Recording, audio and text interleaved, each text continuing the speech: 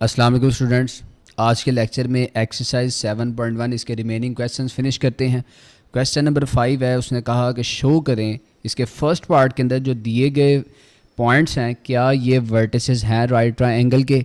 Vertices कहते हैं corner points को, और राइट ट्रायंगल कौन सी ट्रायंगल है जिसमें एक जो एंगल है वो 90 डिग्री का होता है, जैसा कि ये मैंने यहाँ पे बना दी है। ये राइट ट्रायंगल है, इसमें एक एंगल जो है वो 90 डिग्री का है। अब देखें 3 उसने वर्टिसेस दिए थे। ये जो वर्टेक्स, एक को हम वर्टेक्स कहते हैं और कंबाइंड अगर दो या तीन हो जाए उसे फिर हम वर्टिसेस कहते हैं। तो एक वर्टेक्स ए आ गया 0 2, बी वर्टेक्स है √3 और 1, और यहाँ से इसे सी वर्टेक्स कहते हैं 0 और -2।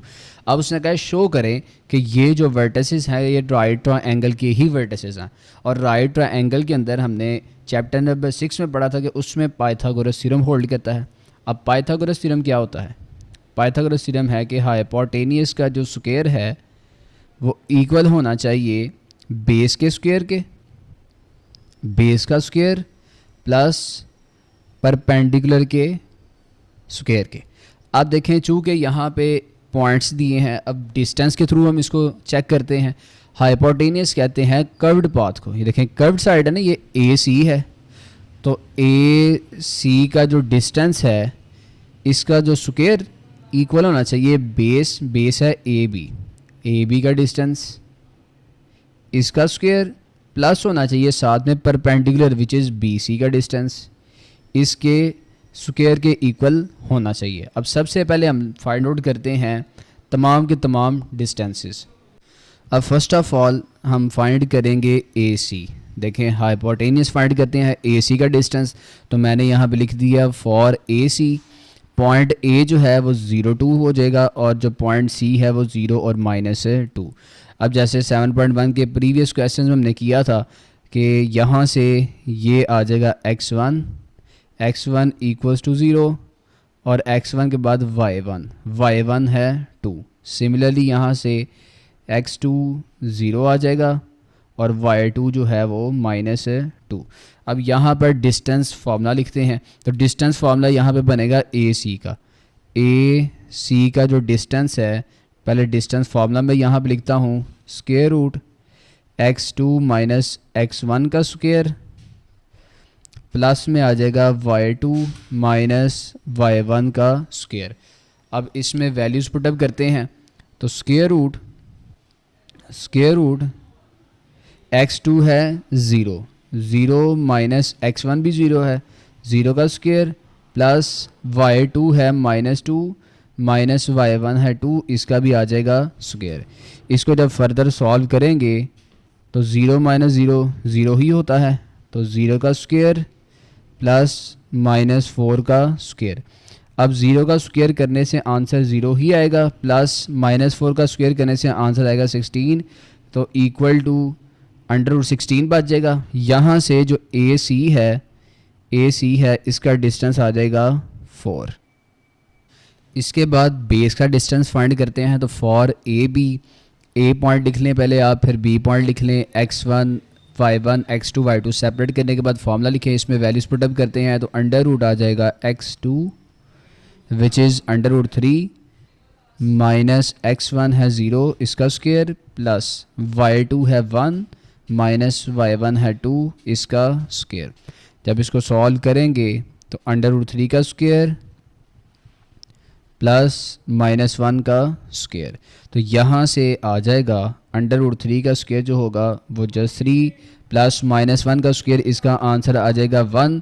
तो यहाँ से इक्वल टू में √4, जब √4 लेंगे तो ए बी का जो डिस्टेंस है वो आ जाएगा जस्ट 2। लास्ट में अब परपेंडिकुलर साइड फाइंड करनी है, तो लिखते हैं for B C B point C point, उसी तरीके से x1 y1 सेपरेट कर दिए, x2 y2 सेपरेट कर दिए।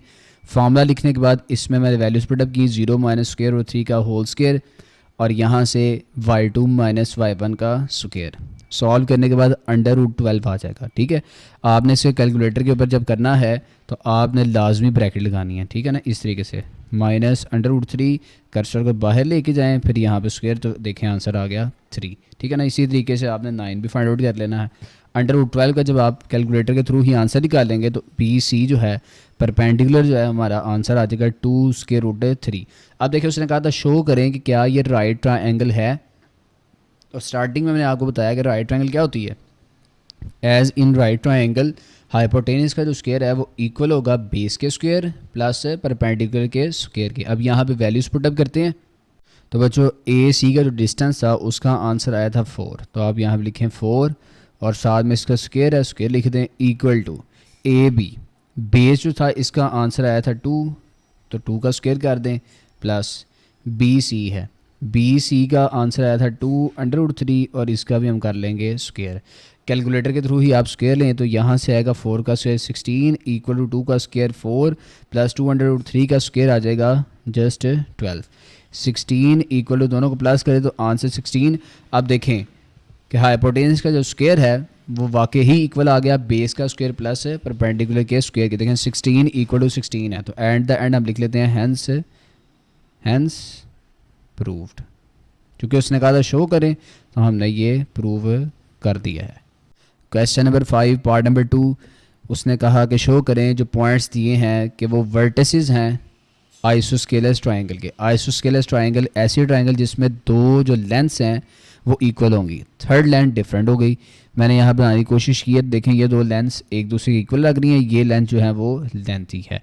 तो यहाँ पे सबसे पहले उसी तरीके से हम तीनों की तीनों जो लेंथ्स हैं वो फाइंड आउट करेंगे। तो पहले फॉर ए बी आ जाएगा। लेंथ ए बी फाइंड करने के लिए ए पॉइंट ले लिया और B point, x1 separate, y1 separate, x2 separate and y2। Formula मैंने लिख दिया है, इसमें वैल्यूज पुटअप करते हैं। सबसे पहले x2 की वैल्यू, x2 है -2 माइनस x1 है 3 इसका होल स्क्वायर प्लस y2 की वैल्यू थी -3, y1 की वैल्यू 1 है तो इसका होल स्क्वायर। जब फर्दर इसको सॉल्व करेंगे तो -5 का होल स्क्वायर आ जाएगा प्लस -4 का होल स्क्वायर। ठीक है जी, इसको फर्दर सॉल्व करने से 25 प्लस आ जाएगा 16। तो बच्चों एट द एंड इसे सॉल्व करने से ए बी का जो डिस्टेंस है वो आ जाएगा √41। सेकेंडली लेंथ हमने बी सी फाइंड की है। बी पॉइंट यहाँ से x1 y1 सेपरेट, इसी तरीके से सी पॉइंट से x2 y2 सेपरेट हो जाएंगे। फॉर्मूला लिखें आप बी सी इक्वल टू, यहाँ देखें तो x2 है 2 माइनस लगाएं, x1 चूँकि माइनस में है तो यहाँ पे एडिशनल ब्रैकेट आपने लाजमी लगानी है। इसी तरीके से यहाँ पे y1 के साथ भी। इसको फर्दर सॉल्व करने से आंसर हमारा आ जाएगा √41। अब देखें दो जो हमारी लेंथ्स हैं इसका आंसर इक्वल आ गया है। तो आइसोस्केलस ट्रायंगल में दो लेंथ इक्वल होती हैं, थर्ड लेंथ जो है वो डिफरेंट है। अब थर्ड लेंथ जो फाइंड करेंगे वो फिर देखेंगे कि वो क्या डिफरेंट आ रही है कि नहीं आ रही। थर्ड लेंथ बच्चों ए सी है, ए पॉइंट सी पॉइंट, यहाँ से जब इसका डिस्टेंस फाइंड करेंगे तो इसका आंसर आ जाएगा √2। अब देखें जो आइसोस्केलस ट्रायंगल थी मैंने बताया था उसमें दो जो साइड्स हैं उनकी लेंथ इक्वल होती है, थर्ड डिफरेंट हो सकती है। तो लिखते हैं at that as in isosceles triangle 2 sides are of equal length. अब देखें इस केस के अंदर जो हमने फाइंड आउट किया है यहाँ पे जो लेंथ है ए बी और जो बी सी है ये दो लेंथ एक दूसरे के इक्वल हैं। तो यहाँ से लिखेंगे since A B equal to B C, देखें दो length equal to each other आ चुकी हैं तो एट द एंड हम लिख देते हैं हैंस प्रूव्ड। क्वेश्चन नंबर 5 का थर्ड पार्ट है, दिए गए जो पॉइंट्स है वो कह रहा है प्रूव करेंगे वर्टिसेस हैं पैरेललोग्राम के। पैरेललोग्राम बेसिकली रेक्टेंगल शेप से ही बनता है। रेक्टेंगल शेप को थोड़ा सा हमने टिल्ट कर देना, टेढ़ा कर देना इस तरीके से इसकी साइड्स, ठीक है, और इनको आपस में आप लोग मिला दें तो ये हमारे पास पैरेललोग्राम बन जाएगी। ठीक है, अब एक पॉइंट या एक वर्टेक्स इसका है 5 2 उसने कहा, बी वर्टेक्स इसका -2 और 3, सी वर्टेक्स इसका -3 और -4 और फोर्थ वर्टेक्स डी है which is equals to 4 and -5। अब हमने शो करना है कि जो हमें इसने वर्टिसेस दिए हैं ये पैरेललोग्राम के। पैरेललोग्राम में बच्चों अपोजिट जो लेंथ हैं एक दूसरे के इक्वल होती हैं। जैसे यहाँ पे ये जो लेंथ ए बी है, ए बी लेंथ है, ये जो लेंथ ए बी है ये इक्वल होगी डी सी लेंथ के, ठीक है ना। तो ए बी हम फाइंड करेंगे, फिर यहाँ से फाइंड करेंगे डी सी, ठीक है ना। इसके साथ साथ ये जो स्मॉल लेंथ है ये भी एक दूसरे के बराबर होनी चाहिए। यहाँ से ए जो डी है, ए डी जो लेंथ है वो आएगी इक्वल बी सी लेंथ के, ठीक है। इस तरीके से ये पैरेललोग्राम होता है। और एट द एंड पैरेललोग्राम में जो डायगोनल्स होते हैं इसे डायगोनल्स कहते हैं।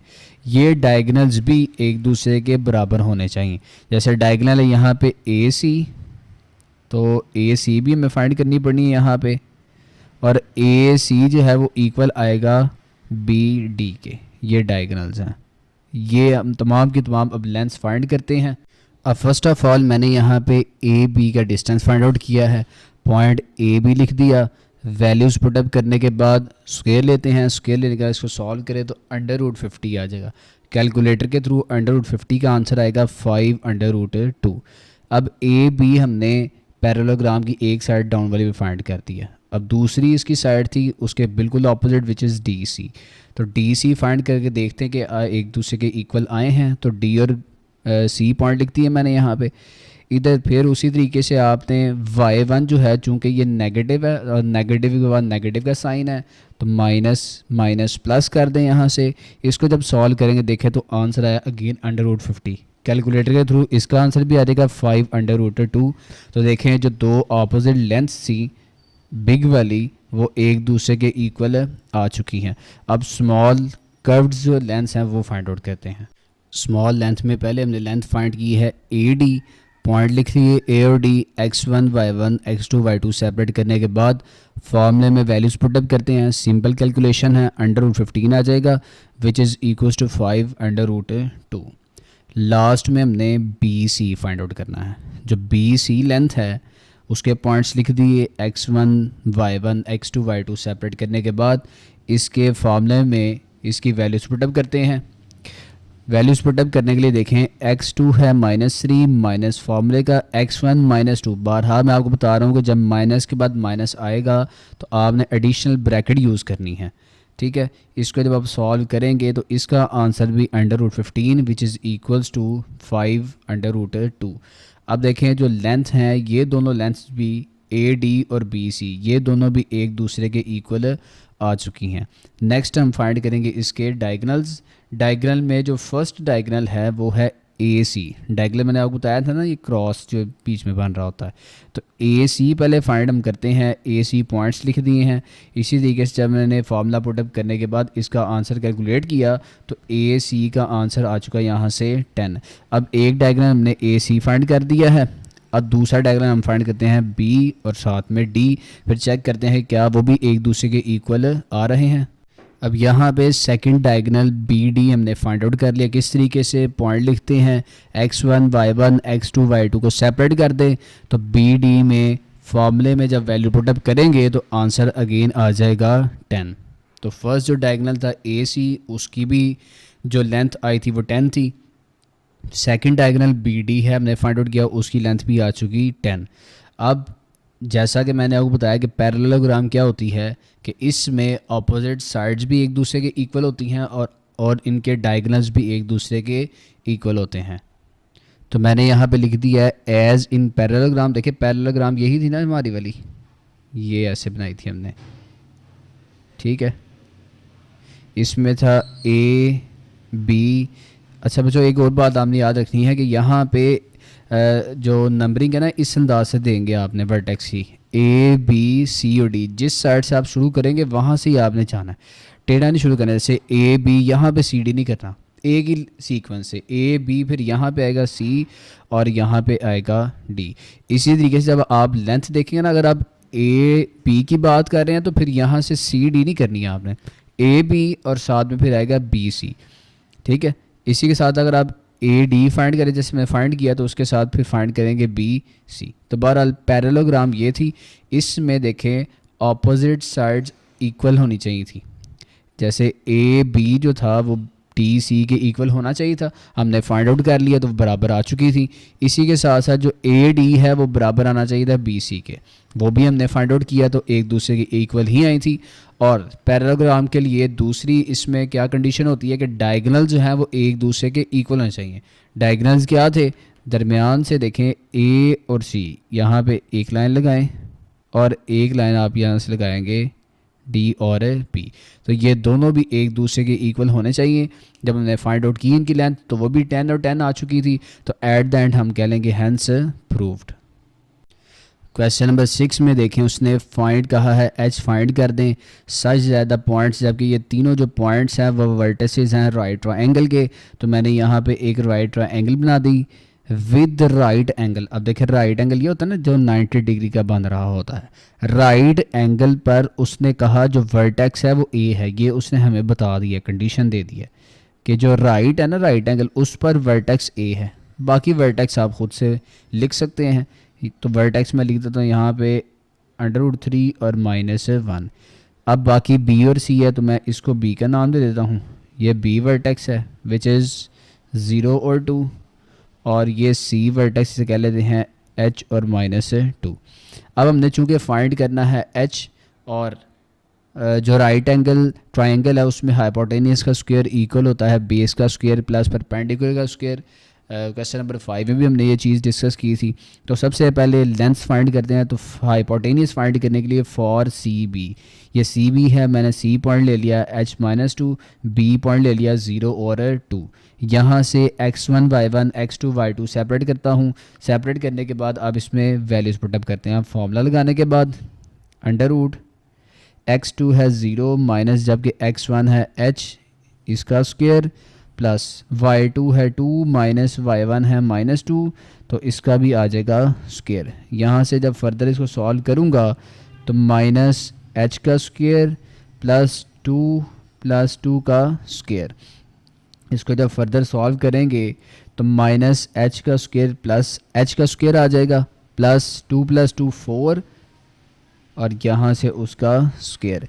इसको जब सॉल्व करेंगे तो सी बी जो लेंथ है या डिस्टेंस है उसका आंसर आएगा √h² प्लस 16। अब उसी तरीके से बेस फाइंड करते हैं। बी इज़ थी सी ए, तो for C A, C point है h-2, ए पॉइंट है √3 -1। फार्मूला जहाँ मैंने लिख दिया है इसमें वैल्यूज़ पुटअप करते हैं। x2 है √3 माइनस x1 है h, तो h का स्क्वायर प्लस y2 है -1 माइनस y1 है -2, और इसका आ जाएगा होल स्क्वायर। अब यहाँ से देखें ये है √3 माइनस h का होल स्क्वायर। यहाँ पे a माइनस b के होल स्क्वायर का फार्मूला लगेगा। a है √3, ठीक है, तो √3 इसका जब आप स्क्वायर लेंगे a स्क्वायर, यहाँ से देखें तो इसका आंसर आएगा 3, तो a स्क्वायर, ठीक है, फार्मूला में आता है प्लस b स्क्वायर, b है h, इसका स्क्वायर करें तो h स्क्वायर आ जाएगा, ठीक है, माइनस फार्मूला में आता है 2ab, ठीक है, तो 2 है √3 है और h है, तो यहाँ से आएगा 2 √3 और साथ में h आ जाएगा, प्लस इसको सॉल्व करते हैं -1 + 2 और इसका होल स्क्वायर। इसको रीअरेंज कर लेते हैं, पहले स्क्वायर वाली वैल्यू, फिर सिंपल वैल्यू और फिर कांस्टेंट, प्लस यहाँ से आ जाएगा 1 का स्क्वायर। फर्दर इसको सॉल्व करते हैं तो h square -2 √3h plus 3 plus 1। At the end जो सी ए है वो फाइंड आउट हो गया, आ जाएगा √h square -2 √3h plus 4। At the end third length इसकी ए बी है, परपेंडिकुलर है। परपेंडिकुलर फाइंड आउट करते हैं। ए पॉइंट √3 -1 था, बी पॉइंट था 0 2। इसमें फार्मूला लगाने के बाद वैल्यूज़ पुटअप करने के बाद आंसर आया √12। कैलकुलेटर के थ्रू इसको सॉल्व करने से आंसर आ जाएगा 2 √3। अब देखें कि जैसा कि उसने कहा कि ये राइट एंगल ट्रायंगल थी, तो लिखते हैं as in right triangle. Right triangle में क्या होता है कि हाइपोटेनियस का जो स्क्वायर है वो इक्वल आ जाएगा। जैसे देखें हाइपोटेनियस का स्क्वायर इक्वल आ जाएगा बेस के स्क्वायर के प्लस परपेंडिकुलर का स्क्वायर।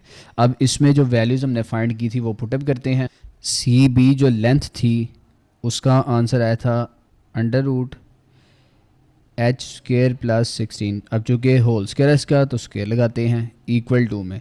सी ए जो था इसकी लेंथ आई थी under root H square minus 2 under root 3h plus 4, चूँकि स्क्र है तो साथ में होल स्केल करते हैं, प्लस ए बी जो साइड थी उसकी लेंथ आई थी 2 अंडर रूट 3 और इसका भी लगाते हैं होल स्क्वायर। अब देखिए स्क्वायर अंडर रूट से कैंसिल हो जाते हैं, ये नहीं कैंसिल करना क्योंकि यहाँ पे 2 अंडर रूट 3 है, कंप्लीट अंडर रूट नहीं था जहाँ से हम स्क्वायर को कैंसिल कर सके। इसके बाद H square plus 16 equals to H square minus 2 under root 3h plus 4 plus इसका स्क्वायर कैलकुलेटर से जब आप लेंगे तो आंसर आ जाएगा 12। ठीक है जी। अब यहाँ से एच स्क्वायर है और ये जो एच स्क्वायर है इस साइड पे आगे माइनस हो जाएगा, प्लस 16 ये प्लस 4 है इक्वल के इस साइड पे आगे माइनस 4, ये प्लस 12 है इक्वल के इस साइड पे आगे हो जाएगा माइनस से 12 और इक्वल टू में रिमेनिंग बचेगा 2 अंडर रूट 3h। देखें एच स्क्वायर से कैंसिल, 16 है और माइनस 16 आ जाएगा equal to minus 2 under root 3h, ये भी कैंसिल, 0 बच गया, 0 equals to minus 2 under root 3h। अब चूंकि हमने h फाइंड करना है, माइनस 2 अंडर रूट 3 जो है h के साथ मल्टीप्लाई हो रहा है इक्वल के इस साइड पे आगे हो जाएगा डिवाइड इक्वल टू में h। 0 को किसी से भी डिवाइड करें तो आंसर 0 ही आता है, तो हैंस जो h है उसको हमने फाइंड कर दिया which is equals to 0।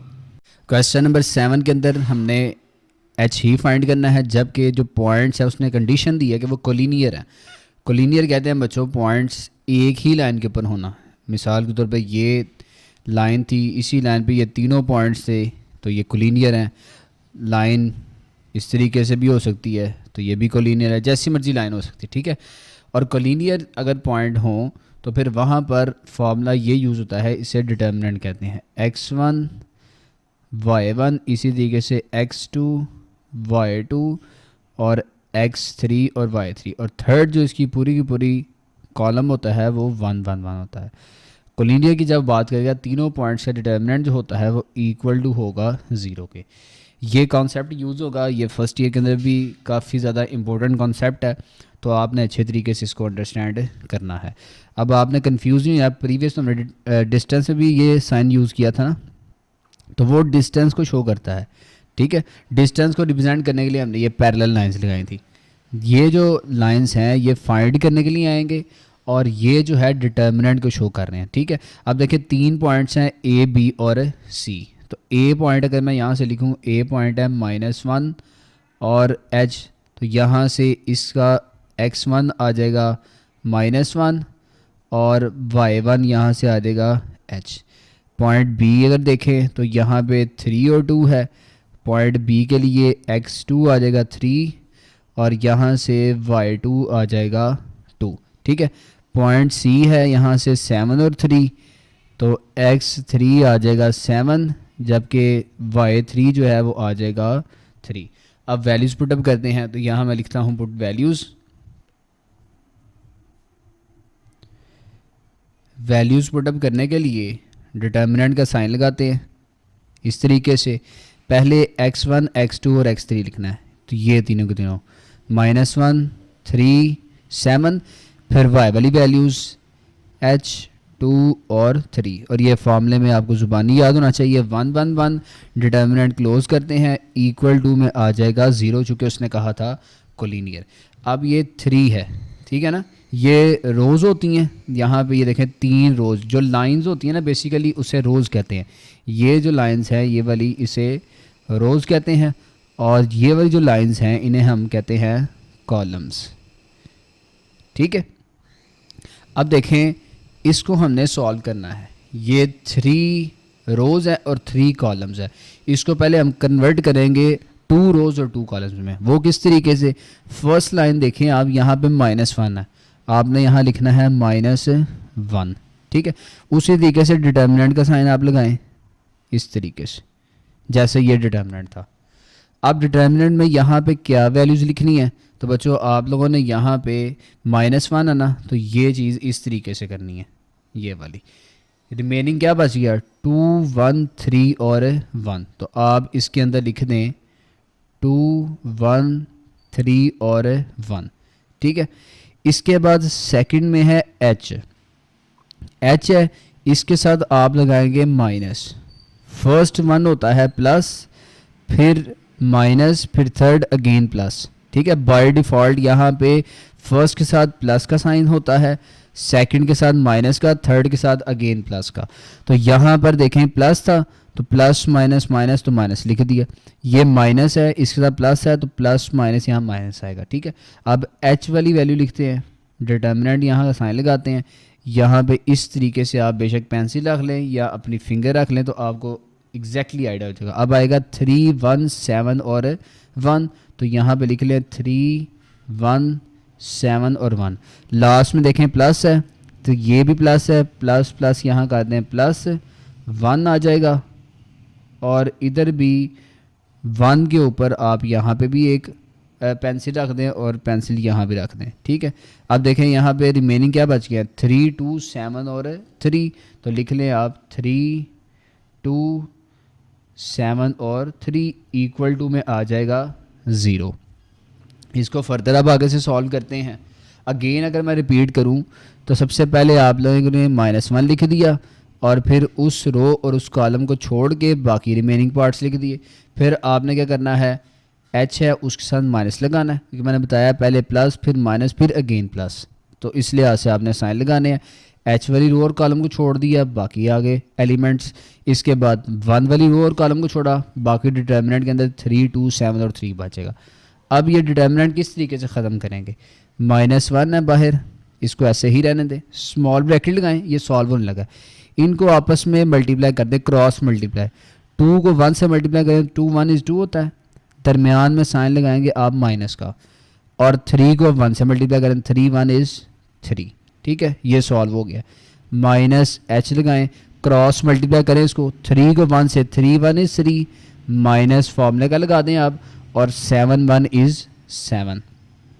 Last one में +1। अब आप फेमिलियर हो चुके होंगे क्रॉस मल्टीप्लाई कैसे करना है, तो आप लोगों ने जेहन में सोचना है इसको कि आंसर आ जाएगा 9 - 14। ठीक है ना, किस तरीके से 3 × 3 9 माइनस फॉर्मूले का, और 7 × 2 14। फर्दर अब इसको सॉल्व करने हैं, सिंपल जो है वो सिंप्लीफिकेशंस होंगी। 2 - 3 का आंसर -1 आ जाएगा, माइनस एच, इन दोनों को प्लस माइनस करें तो -4, +1 प्लस माइनस करें तो माइनस आ जाएगा यहाँ से 5 इक्वल टू में 0। Minus minus plus 1, minus minus plus 4 multiply by H आ जाएगा 4h, और plus minus minus 5 1 is 5 equal to में 0 कर देते हैं।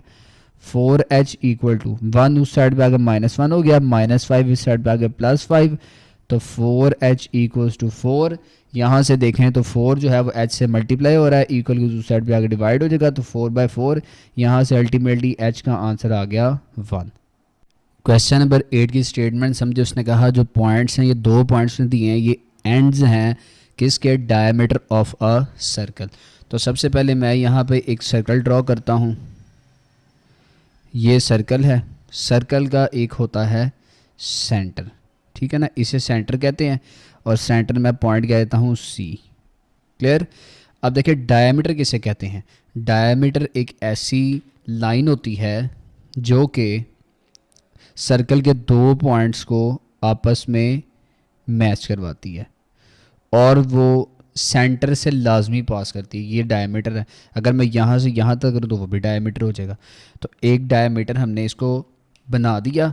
अब देखें उसने कहा था ये जो पॉइंट्स हैं ये एंड्स ऑफ अ डायमीटर हैं, ये जो पॉइंट्स के जो एंड्स हैं डायमीटर के ये पॉइंट्स हो जाएंगे। तो ए पॉइंट आप लिखते हैं -5 और -2, और बी पॉइंट हम लिख लेते हैं 5 और -4। फाइंड हमने करना है इसका सेंटर, ये सेंटर फाइंड करना है, और रेडियस। रेडियस कहते हैं कि सेंटर से कोई एक पॉइंट, इट्स मीन AC ये भी रेडियस है, और CB या BC ये भी रेडियस है। सबसे पहले हम फाइंड करते हैं सेंटर। अब सेंटर C है, पॉइंट का पता नहीं है, तो इसको हम XY का नाम दे देते हैं। तो सबसे पहले सेंटर फाइंड करते हैं। तो सेंटर फाइंड करने के लिए ये देखें, सेंटर चूँकि मिड पॉइंट है किसका, A और B का मिड पॉइंट है ना, तो सेंटर कहाँ से आएगा, मिड पॉइंट ऑफ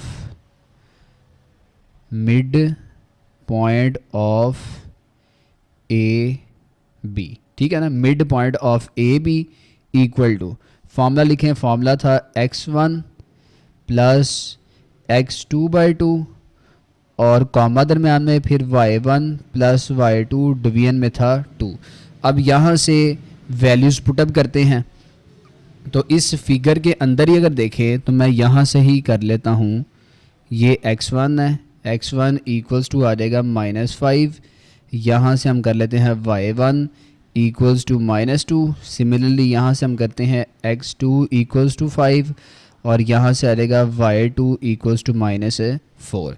अब वैल्यूज़ पुटअप करते हैं तो यहाँ से देखें x1 प्लस x2 है, x1 की वैल्यू थी -5 लिखें प्लस फार्मूले के अंदर, और x2 आ जाएगा 5 तो यहाँ से 5 कर दें और डिवीजन में आ जाएगा 2। इसी तरीके से y1 प्लस y2 है, y1 है -2 तो -2 प्लस फार्मूले का y2 है -4 तो -4 करते हैं और डिवीजन में आ जाएगा 2।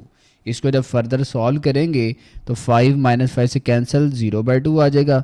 इसी तरीके से -2 -4/2 फर्दर सॉल्व करने से 0/2 का आंसर 0 ही आ जाएगा और -2 और -4 तो आंसर आएगा -6/2। तो सेंटर यहाँ से आ जाएगा 0 और -3। चूँकि उसने कहा था क्वेश्चन में सेंटर ऑफ अ सर्कल, तो हम इसे कहते हैं सेंटर ऑफ द सर्कल। अब इसी का पार्ट 2 आप समझ लें कि वहाँ पे हमने फाइंड आउट करना है रेडियस। ठीक है, तो रेडियस मैंने आपको बताया है कि सेंटर से कोई एक लाइन हो सकती है, रेडियस AC भी हो सकता है, रेडियस BC भी हो सकता है। तो कोई सा भी एक रखते हैं, इसको आप डॉट प्रेजेंटेशन कर लें। यहाँ से अब फाइंड करने लगे हैं हम रेडियस। ठीक है, रेडियस हम कह लेते हैं डिस्टेंस AC को रख लेते हैं, AC ये है रेडियस। AC फाइंड करने के लिए अब यहाँ पे देखें तो चूँकि ये AC है, डिस्टेंस आ चुका, तो रेडियस को हम कहते हैं ये AC डिस्टेंस है, इक्वल्स टू पॉइंट आ जाएंगे A और C। A पॉइंट बेशक यहाँ पे रख लेते हैं ताकि गलती ना लगे हमें।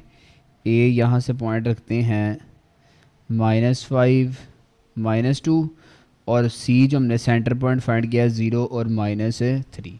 यहाँ से x1 x2 y1 और y2 भी सेपरेट करते हैं। ये आ जाएगा x1 तो x1 आएगा -5 और यहाँ से y1 आ जाएगा -2, जबकि x2 आ जाएगा 0 और y2 आ जाएगा यहाँ से -3। अब इसको फार्मूले में पुटअप करते हैं। फार्मूला है x2 माइनस x1 का square plus y2 minus y1 का स्क्वायर। इसमें वैल्यूज पुटअप करते हैं।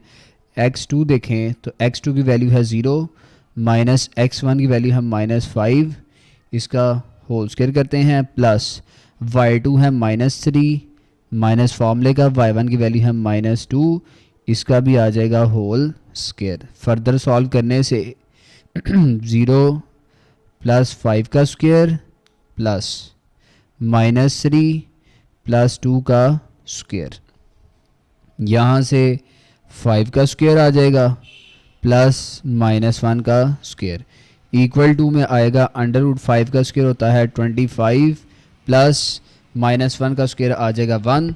तो AC यहाँ से फाइंड आउट हो जाएगा √26। अब √26 कैलकुलेटर पे लिख के देखते हैं तो इसका आंसर √26 ही आएगा। तो हैंस हमने रेडियस फाइंड कर दिया है, रेडियस ऑफ अ सर्कल। तो लिख लेते हैं radius of a circle equal to √26। Ultimately मैंने यहाँ पे लिख दिया रेडियस इक्वल टू √26 और प्रेजेंटेशन करते हुए आप इस पर बना देंगे block. Question number 9 same question number 6 जैसा ही है, तो मैंने इसे ऑलरेडी सॉल्व कर दिया है। इसमें भी h फाइंड करना है। पॉइंट्स जो दिए गए हैं वर्टिसेस हैं राइट ट्रायंगल के, ठीक है, जबकि जो राइट एंगल पे जो वर्टेक्स है वो A है, उसने कंडीशन दे दी तो A मैंने लिख दिया यहाँ से h1, B यहाँ से 2 7 लिख देते हैं और C आ जाएगा -6 एंड -7। सबसे पहले यहाँ से हाइपोटेनस फाइंड करते हैं फॉर सी बी पॉइंट्स लिख दिए, x1 y1 x2 y2 separate करने के बाद फॉर्मूले में वैल्यू पुटअप करते हैं। फार्मूले में जब वैल्यूज़ पुटअप करेंगे तो आंसर बच्चों यहाँ से आ जाएगा 60। इसके बाद फाइंड करते हैं बेस। तो फॉर सी ए के पॉइंट्स लिख दिए। अब यहाँ से सी का जो x1 है वो -6, y1 है -7, इसी तरीके से x2 आ जाएगा h और y2 आ जाएगा 1। फार्मूला लिखते हैं, फार्मूले में वैल्यूज़ पुटअप करते हैं। तो मैंने वैल्यूज़ पुटअप की हैं।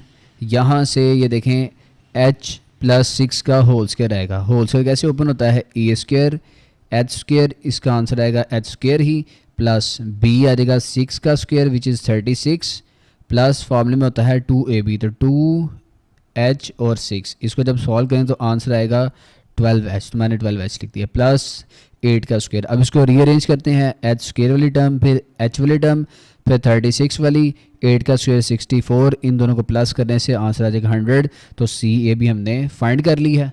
नेक्स्ट लास्ट इसकी लेंथ है A B, perpendicular point A B लिखते हैं।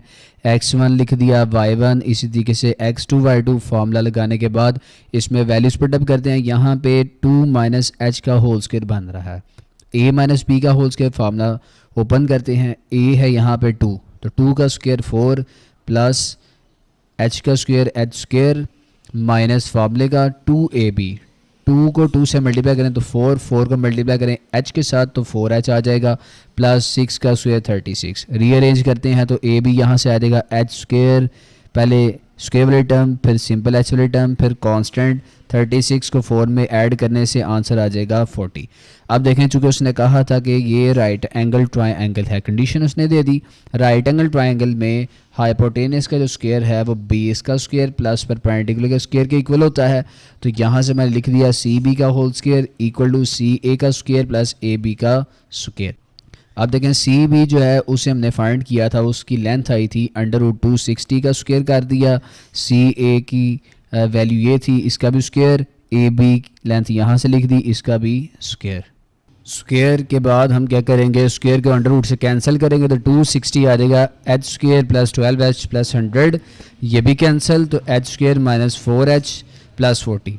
अब यहाँ से देखें तो ये 260 जो है इक्वल के इस साइड पे आके हो जाएगा -h² plus h² 2h², 12h - 4h, इसका आंसर 8h आ जाएगा, और 100 को 40 में ऐड करने से 140 आ जाएगा।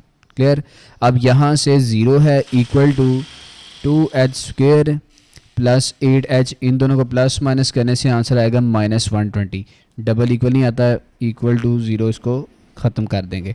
अब देखें तो ये पूरा का पूरा जो है वो 2 से डिवाइड हो रहा है, तो 2 से डिवाइड करने से यहाँ पे रिमेनिंग वैल्यू आएगी 0 equal to h² plus 4h minus 60। अब इसकी करनी पड़ेगी mid term break. Mid term break के लिए 60 के पेज बनाएंगे, तो 60 किस तरीके से आएगा, 10 × 6, ठीक है। और इन दोनों को जब माइनस करेंगे 10 - 6 तो आंसर आ जाएगा 4। तो यहाँ पे कर लेते हैं h² प्लस आएगा बिगर टर्म के साथ प्लस 10h - 6h - 60। फर्स्ट 2 में से h कॉमन, रिमेनिंग h + 10 बच जाएगा। लास्ट 2 में से -6 कॉमन आएगा, रिमेनिंग बच जाएगा h + 10। इसके बाद आपने क्या करना है, जो ब्रैकेट्स वाली टर्म है उसको एक दफ़ा लिख देना है, और जो नॉन ब्रैकेट्स वाली टर्म है उन्हें भी आप लिख देंगे ब्रैकेट्स में। अब चूंकि ये दोनों जो हैं वो इक्वल टू 0 है तो इनको सेपरेटली इक्वल टू 0 लिख लेते हैं। h + 10 इक्वल टू 0 अलग लिख दिया, और h - 6 को इक्वल टू 0 सेपरेट लिख देंगे। अब ये +10 है, इक्वल के दूसरी साइड पे आगे हो जाएगा -10, और ये -6 है तो ये इक्वल के दूसरी साइड पे आगे +6 हो जाएगा। तो h की यहाँ पे 2 वैल्यूज़ निकल आई हैं, एक है h = -10 और दूसरी आ चुकी है h = 6। क्वेश्चन नंबर 10 है लास्ट क्वेश्चन इस एक्सरसाइज का। उसमें उसने कहा है अ क्वाड्रेटरल ऐसी शेप है जिसके 4 जो हैं वो पॉइंट्स होते हैं।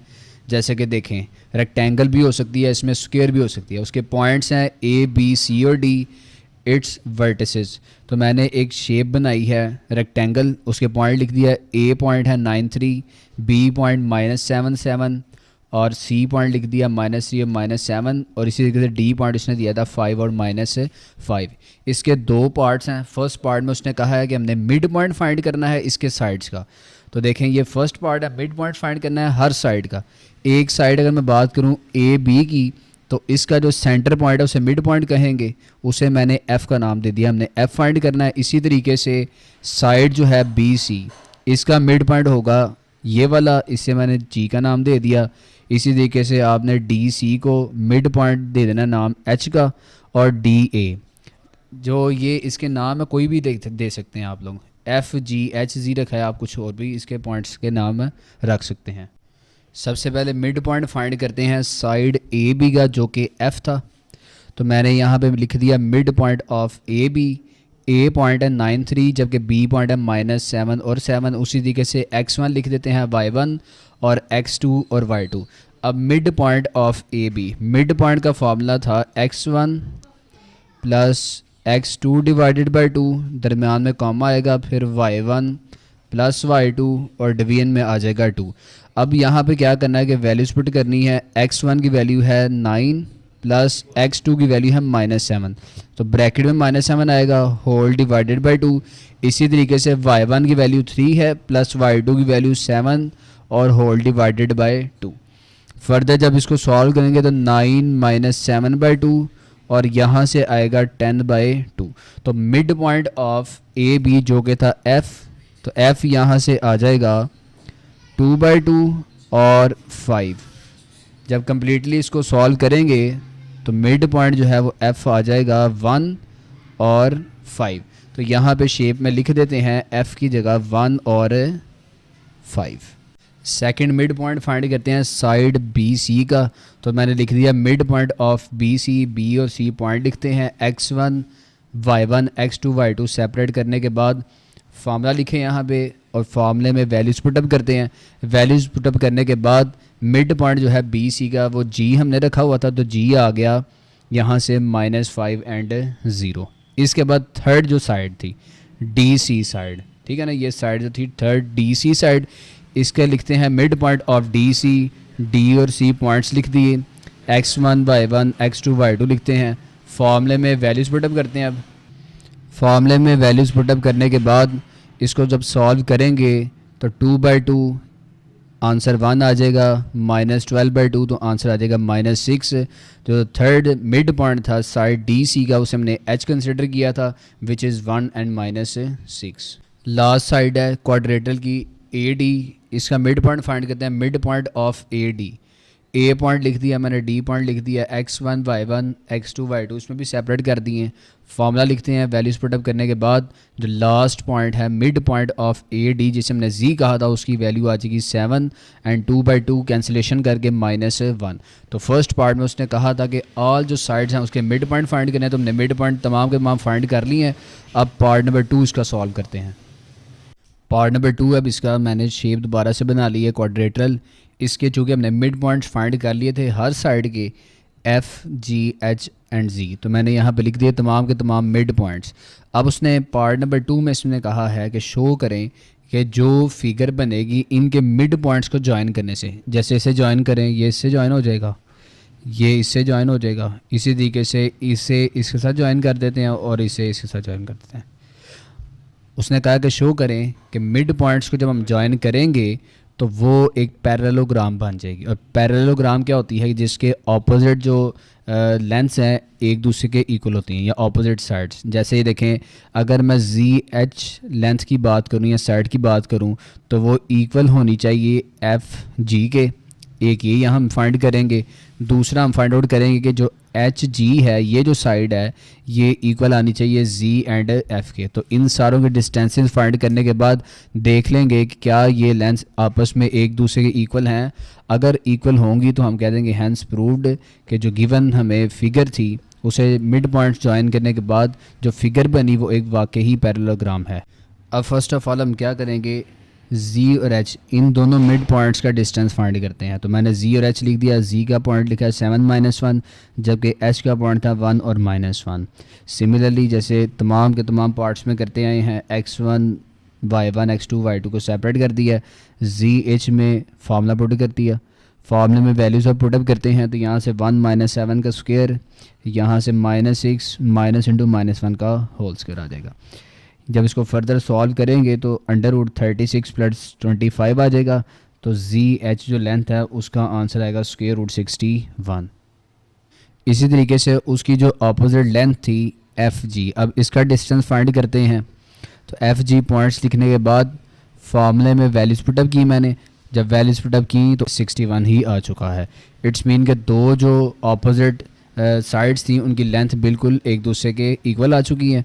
अब उसके बाद एच जी, इस साइड की लेंथ फाइंड करते हैं। एच जी पॉइंट मैंने लिख दिए, x1 y1 x2 y2 separation करने के बाद फार्मूला लिख दिया। फार्मूले में वैल्यूज़ पुटअप की मैंने, वैल्यूज़ पुटअप करने के बाद इसका आंसर आएगा under root 72। Under root 72 calculator के थ्रू जब आप इसका अंडर रूट लेंगे तो इसका आंसर आ जाएगा 6 अंडर रूट 2। लास्ट साइड है इसकी, पॉइंट्स लिखने के बाद x1 y1 x2 y2 separate कर दिए हैं। zf का फार्मूला लिख दिया डिस्टेंस का, डिस्टेंस का फार्मूला लिखने के बाद वैल्यूज़ पुटअप की तो इसका आंसर भी आ चुका अंडर रूट 72। कैलकुलेटर के थ्रू इसका आंसर आएगा 6 अंडर रूट 2। अब देखें एज इन पैरेललोग्राम, पैरेललोग्राम में जो अपोजिट साइड्स हैं उनकी लेंथ जो है वो इक्वल होती है। अब देखें सिंस हम कह लेंगे जो जी एच साइड थी जिसका आंसर आया था अंडर रूट 61, वो इक्वल था उसके ऑपोजिट साइड की लेंथ के विच इज़ एफ जी, और इसका आंसर भी अंडर रूट 61 आया था। और एच जी जो लेंथ थी, एच जी जो साइड थी, इसकी लेंथ आई थी 6 अंडर रूट 2। ये देखें यहाँ से 6 अंडर रूट 2 है, ये भी इक्वल आ गया था उसके ऑपोजिट साइड के, और उसकी लेंथ भी थी 6 अंडर रूट 2। तो एट द एंड हम कह लेते हैं हैंस प्रूव्ड।